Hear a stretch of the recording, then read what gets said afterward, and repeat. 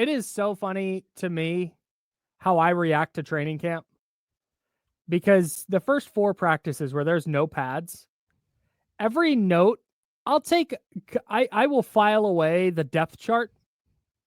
Like, oh, that's interesting. Dee Winters is getting all the first team snaps to linebacker. Okay, that's kind of interesting. Oh, Upton Stout getting early first team bird. Okay. Oh, Mykel Williams only getting first team reps. Okay, cool. But everything else I take with multiple grains of salt and a shot of tequila, right? Because the football doesn't matter when you're not hitting. The day pads come on, I'm like, wow, CJ West might be an all-pro. Because CJ West had a great first practice in pads. Mykel Williams was winning in one-on-one drills. I mean, sign him up. This is amazing. What a draft class. I start overreacting the second pads are put on. Yeah, I think that's fair. So I went on Sunday to training camp, and admittedly, like it worked for my schedule, obviously, because it was a Sunday. But it was not the best day to go, as I knew going in, because it would be the last day of practice before pads came on, and they'll have other non-padded practices throughout training camp, of course. But Christian McCaffrey didn't practice, Trent Williams didn't practice, Nick Bosa didn't practice. George Kittle was out there, but really the majority of his snaps came as a blocker on field goals. So it wasn't exactly the most illuminating practice, but there were some things that I took away from just, seeing the rookies practice for the first time, and seeing just how some of the things are going and developing at training camp, and then reading the reports from all of our friends who cover the team, including our guy, Nick Wagner, who continues to pump out what I think are the best practice recaps, at least that you can find on the Everything app, known as X. But yeah, I think there's been some very positive developments. There's been some concerning developments, I think, particularly from an injury standpoint. So I don't know where you want to start regarding that. The Sunday was, I guess I'll start here. Sunday was the first day of camp for Ricky Pearsall after being activated off an injured list with the hamstring injury. And he looked good, and he was productive, and he was operating in the middle of the field and getting open and beating man-to-man coverage. And he only had 8 reps, but one of them, I think it was Upton Stout. He put a really nice move on during a red zone period early in the practice on a slant to get open for a touchdown, made a catch in traffic. Again, pads weren't on, so it's catches in traffic don't quite literally hit the same. Sure. Yeah. But just the takeaway, it's like Pearsall looks like he belongs. And like, I know he's a young player who still needs to evolve and get better, but it's not like, all right, Ricky Pearsall is only getting, 3rd, 4th team reps, and he's like struggling to connect with Brock Purdy and get to the right spot. It's like, no, Ricky Pearsall looks like if he's healthy, he'll be a player. Like at minimum, he will be a starter who like knows how to play football, who isn't over his skis. Just the question with Pearsall obviously is not going to be, can he play? It's going to be, can he stay healthy and, be what the 49ers need him to be, which is mostly just available at this point. Yeah, I think it was pretty evident last year when he missed basically all of training camp because of hamstring and shoulder injuries, then got shot in the chest and missed the first 6 weeks. He comes out and in his first 3 games has 11 catches for 132 yards and a touchdown just in his first NFL game of any kind, or NFL games of any kind. He produces like that. Then he has a rough stretch where across 5 games, he has 2 catches for 31 yards. But then he finishes the season with 4 for 37, 8 for 141 and a touchdown, and 6 for 69 and a touchdown. Like the fact that as a rookie with no training camp, with the trauma of being shot in the chest in an attempted robbery a week before the season started, and then to step on the field and produce right away, have a pretty steep valley, and then to come out and finish strong, like that's a guy who can play. That's not, to me, that was not, flash in the pan, a couple of nice plays. That was, he had good performances, overcame some early hiccups, and had a good, an overall, given the circumstances, certainly a strong rookie season. So that he's back from the hamstring and just immediately kind of picking up where he left off, I think is a pretty significant deal. Yeah, and that's, he didn't practice on Tuesday. He was given a planned rest day after practicing Sunday and Monday was in pads. So coming off the hamstring injury, they're going to limit his workload a little bit. The other side of, the good news at receiver with Pearsall, at least looking the part and looking ready and healthy, is the fact that Jauan Jennings now has, as you mentioned before we came on here, his second calf injury of the That's scary. offseason. And Jacob Cowing is probably not coming back until mid-August at least. Sounds like maybe the Raiders, ahead of the Raiders game when they have joint practices with Vegas. Cowing will be back. Like we talked about it before, it's just really imperative for the 49ers with Brandon Ayuk hurt and, no time frame for his return from the knee injury to have Jennings and at least Cowing. Yeah. To play with Pearsall, because it would be asking a lot of Ricky Pearsall to be your number one receiver at this point. Yep.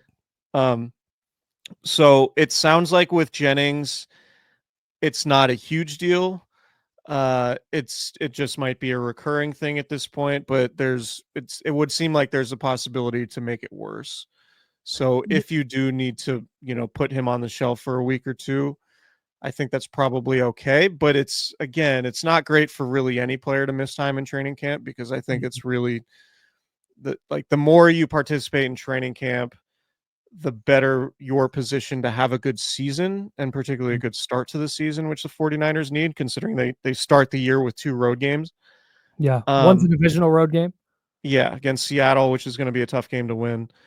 And so the receiver position, and we could sort of pull back a little bit and talk about the roster overall, but I think the receiver position is kind of emblematic of it.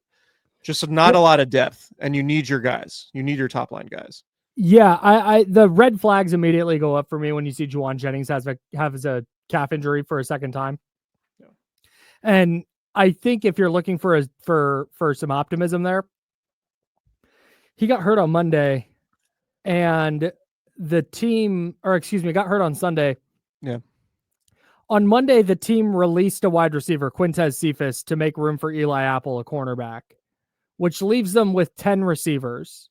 And then Pearsall had a scheduled day off, and they still didn't add another receiver. Shanahan said he likes to carry 12 in camp. So that, to me, says that they're not overly concerned that Jauan Jennings is going to miss like weeks where there's going to be all these snaps and all these reps now missing.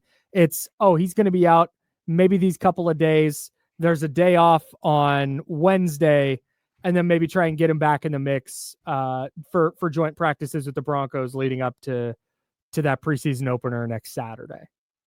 Yeah. I think that again, I'm not a doctor, I don't know. That would seem to be the plan, though, based on how they've maneuvered their roster. Yeah. And moving to a different position, there's obviously a lot of attention on the rookie defensive lineman. And I had a realization, and I sort of thought this would be the case, but seeing it in person kind of solidified it for me.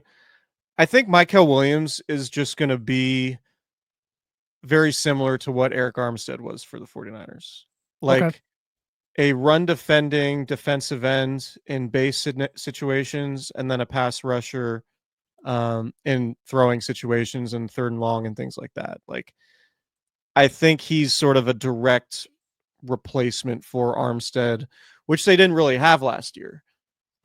He's not going to be, I don't think, the traditional defensive end that we think of. Like, he's just going to line up against a tackle on 3rd and 8 and go pin his ears back and get the quarterback. Right. I certainly think he'll have some of those opportunities, but to me, seeing him up close, it's like, this guy is probably an interior pass rusher in the league. And then that allows you the opportunity to have Bryce Huff come in and be the quote unquote D Ford facsimile off the edge. So that, and honestly, like I'm pretty high on Mykel Williams, maybe even more so after seeing him in person and just seeing the way he practices and seeing the way the coaches are using him, which is an indication of the way they feel about him. It's not like, all right, he's we're going to work him in with the second team, and then he's going to earn those first team reps. Like, no, this dude's been first team from Jump Street, which with this coaching staff in particular is pretty high praise for a rookie. So I think Mykel Williams as the Eric Armstead replacement that the team didn't have last year after Armstead left for Jacksonville, it could potentially be a pretty substantial thing. Yeah, I'm right there with you. And when you put that in conjunction with, all right, Nick Bosa, who, if you go read any practice report over the last couple of days, it's just how Nick Bosa is all over the place in a good way, complimentary. Right. And then if you're getting Mykel Williams as an effective pass rusher on the interior, and you're getting Bryce Huff, who looks a little more like 2023 Bryce Huff when he had 10 and a half sacks for the Jets, it all of a sudden starts to look like, oh, okay, you see the outline of 2019 here. Yeah. Where it was D Ford but you're going to have a better version of Nick Bosa. You have a rookie in Mykel Williams, but if CJ West or Alfred Collins can step in and play and push the pocket and be effective as pass rushers, one of those two, you're looking at a group that could be really, really impactful with what I think is a secondary that might be better than the group they had in 2019. I think has the upside to be better than they were in 2019. The secondary, you think so? Yeah. Okay. So that was one of the things I had that I wasn't super pumped about. Okay. And again, Renardo Green wasn't practicing. He's dealing with something, a hamstring, I think. Diamador Lenore missed practice on Tuesday as we're recording this. The Niners did not issue a reason for that. So we don't know what the deal is with that necessarily, if it's an injury or something else. I just don't love the current status of the secondary. I don't, there's like the when I think of 2018, 2019, like that team had Jimmy Ward and it had Richard Sherman. And yeah, Diamador Lenore is potentially a really nice player and a potential all or Pro Bowl-ish, all pro potential type guy. That's why they signed him. Yeah, totally. Yeah. But just looking up and down the depth chart, it's like it's a lot of like Dallas Flowers and Darrell Luter getting reps, and they sign Eli Apple and Richie Grant and Jason Pinnock playing safety and Jair Brown while Malik Mustafa's out. It's just I don't know that I see like a lot of high-end answers in the secondary right now beyond Lenore and beyond what Renardo Green could be after his rookie season. Like that's kind of concerning to me. I will say Upton Stout seems like a dude who could play a lot as a rookie, which is positive, particularly considering you signed him in the third round. But like beyond that, like I don't know how much faith you can have in Trey Brown, who might be in the mix for the third cornerback spot, right? Or at least the first one off the bench if Renardo Green or Diamador Lenore has to miss time. Like it just, I remember going into last season being like, man, the Niners have a ton of depth at cornerback, right? It felt like that. This year, it doesn't really feel like that. And undrafted rookie Jacob Robinson has made some plays. It seems like Robert Saleh is really high on Dallas Flowers. I just don't, if we're comparing this defense to 2018, 2019, I just think the secondary is not nearly as stable because you don't have like even Jaquaski Tart is, he obviously not a perfect player. Jaquaski Tart would be the best safety on this team right now, I think. Okay. Which, and you had Jimmy Ward back then, who was a really, really good free safety in his prime. I'm not super optimistic about what you're getting from Pinnock and Grant. And they need to get Malik Mustafa back. Yeah, big time. So I think he could be a better player than Jaquaski Tart, just for the record. And then, I think so and then remember too, that year but was he's also Emmanuel Mosley and Akello Witherspoon. I think Renardo Green can be better than that duo. Just kind of by himself. Diamador Lenore, Richard Sherman is really good. I don't think anybody's going to be an all pro on in this secondary, but I think the cornerback group overall, I think should be better. We can safety, maybe you're right, but I think if Upton Stout can play, or if Trey Brown or Dallas Flowers or any of these guys are good, it gives them a chance to have 3 really, really good corners. And it never felt like they got that spot opposite of Richard Sherman really stabilized in 2019. But I don't want to. Yeah, that's fair. Pick nits. That's fair. The 2019 team was definitely better at safety, and you can Yes. make a decent case that outside of Richard Sherman that this cornerback group is better. But you do Sure. have your top 2 corners didn't practice on Tuesday, so Yeah. we'll see what happens. Small problem. Yeah, we'll see what happens the rest of the week. Talked a little bit about CJ West. I mean, I think he's a starter, honestly. He looks like yeah. It's early for sure, but like you go back and see the way he played at Indiana and how much he played for Indiana and how good that defense was. And I remember, watching the Ohio State Indiana game, and like Ohio State, a lot of really good players on that offense and just could not move CJ West. Yep. It seems like that trend is continuing in the pros, and I don't know. Looking at, I would have a hard time being Chris Kasurik and being like, yeah, Jordan Elliott and Kevin Givens clearly playing ahead of this dude. I just don't see that. I think he's going to start as a rookie and potentially be a pretty good player from the jump. I don't know, what does that look like? Like, I don't think he's going to be like an all pro. I don't think he's going to be like Eagles Javon Hargrave, but I think like Sure. what the Niners got from like prime DJ Jones before he left in free agency, I think that's absolutely on the table, and I think he could definitely be better than that. Sure. But for right now, I would say like I would be very surprised if CJ West isn't getting more playing time, if not starting, than Jordan Elliott and Kevin Givens. Yeah, I'm right there with you. He's a lot bigger than I thought he was. Like he's just a wide human. Yeah, man. Our guy Rob Louder from the Striking Gold podcast posted video of the defense of some defensive line drills, and when CJ West stepped out, I was like, "Who is that? He looks huge." Yeah, he's still only 6'1", but like you said, very, very wide.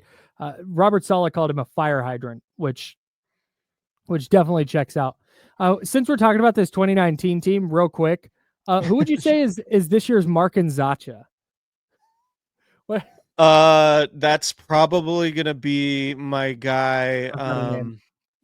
Yeah, no, I have a name too. I just want to make sure. Where is it on my depth chart here? Don't say it once you have it. I'm gonna count to 3, and then we're gonna say the name at the same time. Hold on, let me locate it first. Okay. Oh yeah, I got it. Okay, ready? All right. 1, 2, 3. Luke Gifford. Chaz Surratt. Oh. It's Chaz Surratt, man. The assistant general manager Brant Boyer. That's his guy. You're right. I forgot. That's my bad. That's so funny. It does feel like Chaz Surratt's getting a lot of like second team run at inside linebacker. Sure. So just seems like to me he's getting positioned to make the team as a special teamer. The 49ers posted a video the other day that featured Chaz Surratt. And I actually forgot that we're on YouTube, and so I can actually just bring this play up, and I'll describe it as it's happening. I'll describe it for the podcast listening audience, but for the video audience, I would like to show everybody what I saw from our guy Charles Surratt here. Here we go. Okay, he's in this video. Let's watch him just get cooked by Christian McCaffrey. One move, see ya. Hand went up immediately. Surratt 3 steps behind, not even close, never even touches him. Oh, that's tough for your guy. It's a bad look for your boy. Look at that. That's not Christian McCaffrey's best move. Come on. But in fairness, and this is definitely a video that is more showcasing Christian McCaffrey, which we can talk about in a second. Those quads are Um, huge. Good God. yeah, it's very difficult to cover any of these guys in these one-on-one drills. No doubt. So, you I'm remember, mostly being silly. okay, you remember Marquise Goodwin dusting Richard Sherman, Oh, and was that, I think that was Our guy 19. Rob, was that 19? It was I 18 think or so. 19. Yeah, and it was like, oh man, Richard Sherman's cooked. And it's like, all right, you took one of the fastest receivers in the league. He got a clean release and completed a go ball in one-on-one drills. Like Richard Sherman is not cooked here. Like he went on to be an all-pro that year. He And the lost Niners a went to the Super Bowl. one-on-one. He lost a one-on-one rep. Cooked, washed, Yeah, right. trash. So to me, in watching that drill you just showed on YouTube, That and flambe. if you're not subscribed to our YouTube channel, you should please subscribe. It was more about Christian McCaffrey looking good, which I think is a good segue. He did not practice on Sunday when I was there, so I haven't seen him. I haven't seen him practice yet, but I think he's more or less Christian McCaffrey. And I heard from people in the building throughout the offseason that, like, man, Christian McCaffrey looks really good. And it's kind of the same conversation as Ricky Pearsall, obviously different players, right? But like Christian McCaffrey needs to be available. Like that's the most important thing. But if Christian McCaffrey is available and healthy, we are going to potentially see, if not 2023 Christian McCaffrey, a close version. And maybe he gets nicked up, right? Like obviously he's a running back, he can get hurt at any moment. But if healthy, like he looks as good as he has just from a pure explosiveness standpoint. Which could define basically how good the 49ers are this season. Yeah. Like McCaffrey has that much power over this team, and that like if you get a 1,800 yard season, a 14 touchdown season, like the Niners might very well win the NFC West. It's kind of hard to envision the Niners not winning the NFC West if Christian McCaffrey has a season like he did last year. But if he's healthy for, I don't know, 15 games or whatever, Yeah. Niners should have a chance because Christian McCaffrey looks really good. Yeah, man. The thing I'm watching for the most in camp is just, is he getting regular days off, or are they giving him every other day off, or he's not participating in team drills, or they're sitting him down for 2 weeks. Like those are the things I'm keeping an eye out for, because for me, I think as long as Christian McCaffrey's healthy, you're going to get an awesome player, because he was that level of good that even if he's 90% of 2023 Christian McCaffrey, you're still getting a really freaking good player. You're in a really impactful player. He might not be the offensive player of the year, but you're looking at 500-600 receiving yards, few touchdowns there. You're looking at 1,100-1,200 rushing yards. Like you're still getting this awesome, productive offensive focal point. So it's just about availability, because I don't think there's really a world right now where Christian McCaffrey's available and not having that level of impact that you're talking about. So far so good in that regard, even if he is cooking Chaz Surratt in one-on-ones. Right. I would say too, just from like a pure fantasy football perspective, if you're picking at the end of the first round and people are passing on Christian McCaffrey because they're scared of injury concerns, like just take him. Yep. Just take him because he might be the reason you win your league. Like, yep. And look, any player can get hurt. I don't necessarily believe that Christian McCaffrey is more prone to getting hurt than any other running back. I just think there's so much upside if he is healthy and how valuable he is to this 49ers offense that if he's available, he's probably going to be an incredibly valuable player in the league. Got to snag that Isaac Orendo handcuff though, for sure. Yeah, wouldn't hate that for sure. But I think there's a pretty massive drop off between McCaffrey and Garendo. Not that Garendo is bad. I just don't know that I think Garendo, if given the opportunity as like a starting running back, is like a 1,200 yard guy. I don't know. I'm not there yet with him. Also, if you're in a dynasty league and the person who has McCaffrey doesn't have Garendo, I'm sorry, hang on. Yeah, doesn't have Garendo. If Christian McCaffrey's tearing it up early in the year, go see if you can get Isaac Garendo for maybe a little bit less than you would if Christian McCaffrey was hurt. Sure. Anyways, that concludes our corner on Candlestick Chronicles. Yeah, that concludes our fantasy segment.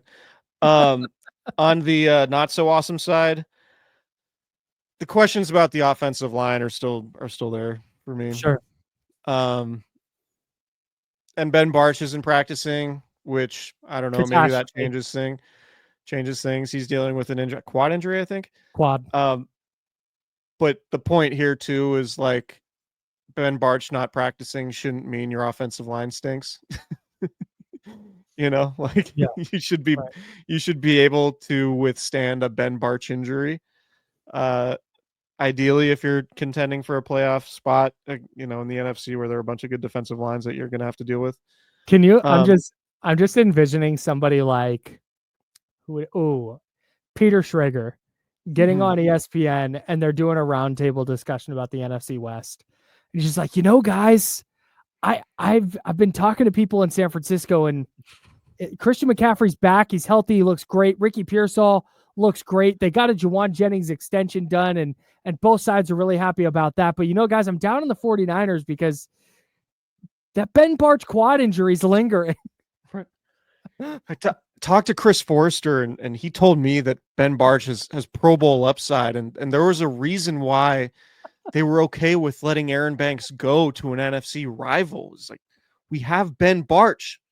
Well, you watch him practice, and Ben Barch is on the side doing a workout. He's not even in pads yet. So I'm a little worried about the Niners early in the season because of Ben Barch. The Ben Barch question looming over everything. No, I just again, to say this till I'm blue in the face, you're missing Trent Williams. There's not a scenario really anywhere in the league where you're missing Trent Williams and your offensive line is going to be good. Spencer Burford, to me, just I don't know that I'd feel comfortable at all with him playing left tackle in any meaningful situation. Sure. The guard situation outside of Dominic Pooney is what it is. My feelings on Jake Brendel haven't really changed. And again, this is just based on padless training camp practices. So did your maybe these dudes will dramatically change, but did your feelings on Jake Brendel change once you found out he was playing in a now famous world being talked about the world over golf outing with Brock Purdy the day Brock Purdy found out that his contract had been agreed to? Yeah, so I have heard it was at the Olympic Club. Do we know if it was the ocean course or the lake course?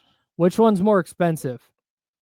The lake course is where the U.S. Open was in 2012, and it's my where the guess Ryder is Cup that's will where be. Brock Purdy plays golf. Okay, well, there are two. The ocean course is nice, but the lake course is capable of hosting some of golf's most prestigious events. Right. So that's coloring my opinion on this famous round of golf that's being discussed. But no, it frankly it doesn't. I mean, if you were like, hey, Jake Brendel shot a 64 on the ocean course, I'd be like, okay, that's maybe he can play. Maybe he can play. But if Jake Brendel, plays like 25, 30 handicap guy, riding the coattails of Brock Purdy to these prestigious golf courses, I'm not going to feel great about, his ability to make a Pro Bowl this year.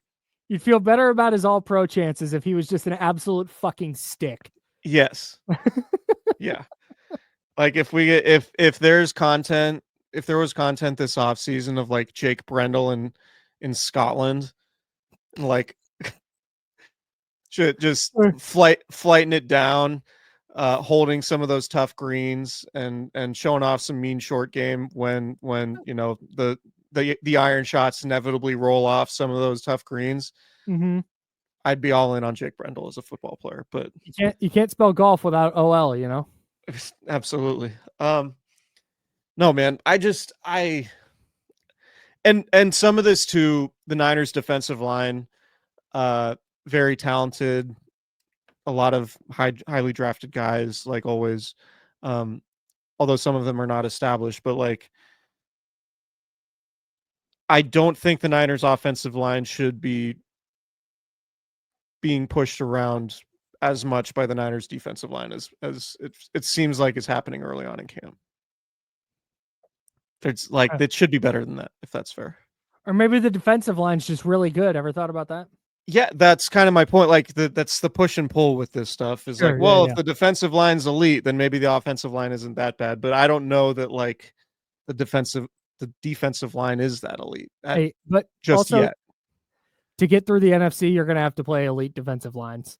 So if you That's can't kind of block, the whole thing. if you can't block one, it's Right. not a great sign. Right. But again, still July. They've had pads on for 2 days. Those are just my early observations. Okay. Hey, Mac Jones, comfortable. Yeah, looks like he's been in the system for years. Comfortable. Again, still July. I don't want to give him the reliable backup moniker yet, but man, let's see some of these preseason games. Let's see Max sling the ball around a little bit. He might earn the reliable backup title. Call him Mac when the season Castle. comes around. Yeah. No? Mac Okay. Darnold. Nice, dude. I had something about surprise. This is it. It would be, so we've talked a lot about the rookie class and the 49ers needing like some players. Not, oh yeah, he was on special teams for his entire rookie contract. Like, no, like Pro Bowl caliber, arrow trending up after a good rookie year type of players. They need those from 2024 and 2025. It would be a massive win if Dee Winters is Dre Greenlaw 2.0. Yeah. I know they drafted Nick Martin, and you can figure that out later, but all accounts are that Dee Winters has made a massive improvement this training camp compared to last. And if Dee Winters is just going to step on the field in year 3 and be something close to Dre Greenlaw, where you're not having to run a rookie out there, that would be a huge win for the 23 draft class, which is not borne a lot of fruit. So that's something I'm keeping a really close eye on, because when I saw Dee Winters was getting the early first team reps, my thought was, oh, they're just waiting for Nick Martin's a rookie, so they're giving Dee Winters the first shot. But Nick Martin will work in, and then all you ever hear is how well Dee Winters is playing. Yeah. So that was a surprise to me. I thought he might be like out the door. Fully agree. And the thing I always come back to why I would be optimistic maybe about Dee Winters and Nick Martin is just a situation both of those guys are going into. Like, I think Robert Saleh might be one of the best linebacker coaches in the NFL. I know he's a defensive coordinator, but like, he specializes in linebackers. His background's in linebackers. He identified and developed Fred Warner and Dre Greenlaw to a certain extent. Like, so if you're a young linebacker and you want to develop and be in a good spot, the potential of playing next to Fred Warner under Robert Saleh is about as good as it could be.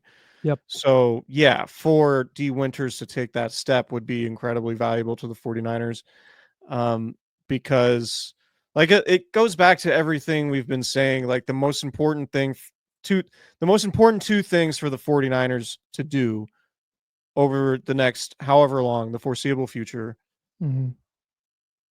have guys they drafted become really good 2-star players, which is basically what got them into contention when you go all the way back to 2019, and have Brock Purdy continue to get better and solidify himself as a top whatever quarterback in the league.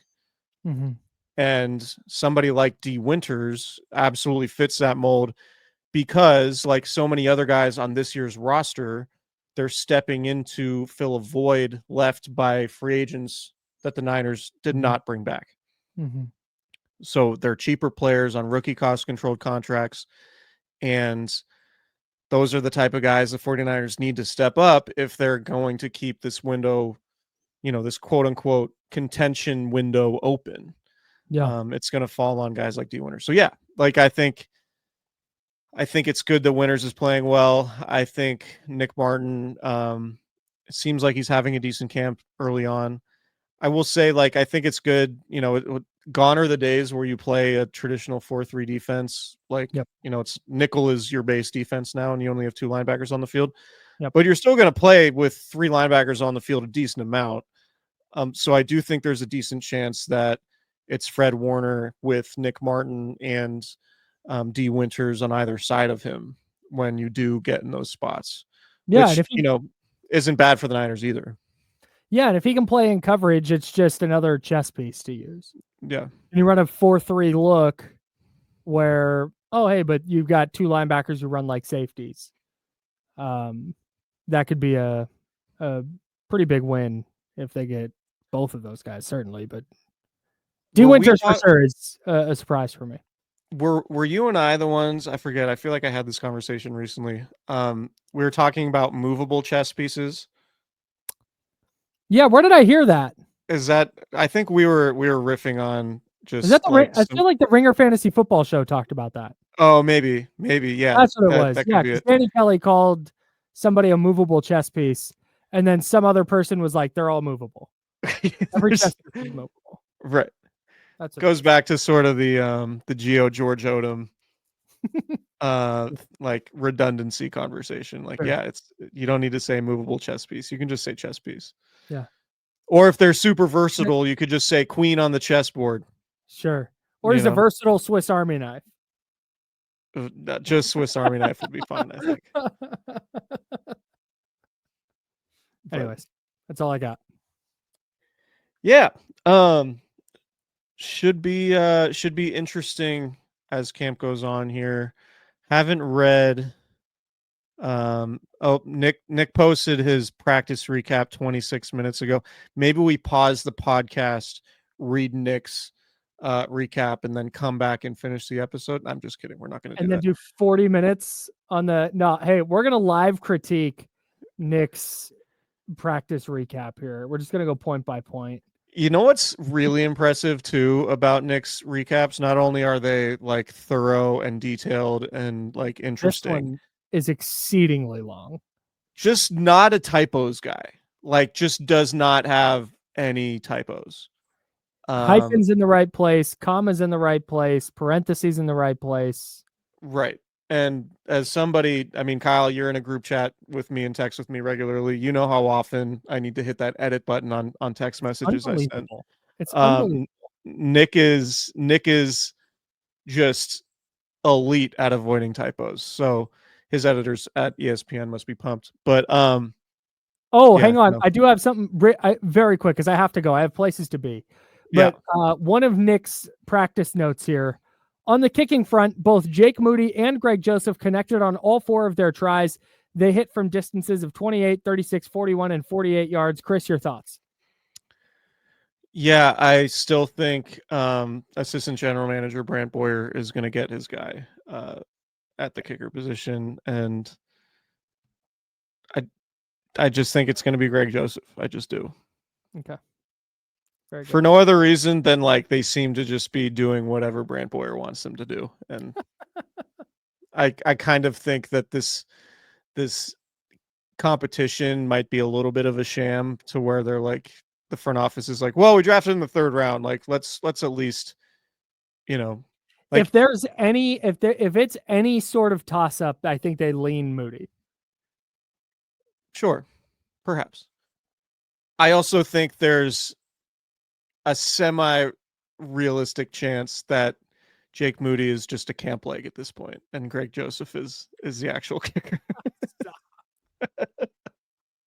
Yeah, if the new AGM has anything to say about it. Yeah, if potential executive of the year Brant Boyers really has as much sway in the building as we think. Do you think that he was really fired up to get Dee Winters on teams? And then saw him running with the ones and playing well, and he's over there like, God damn it! Like he's pissed. He's not going to have Dee Winters special team star. He might have pushed for the drafting of Nick Martin so he could get Dee Winters on teams. Yeah, just pounding the table for Nick Martin, or maybe Nick Martin was a special teams pick.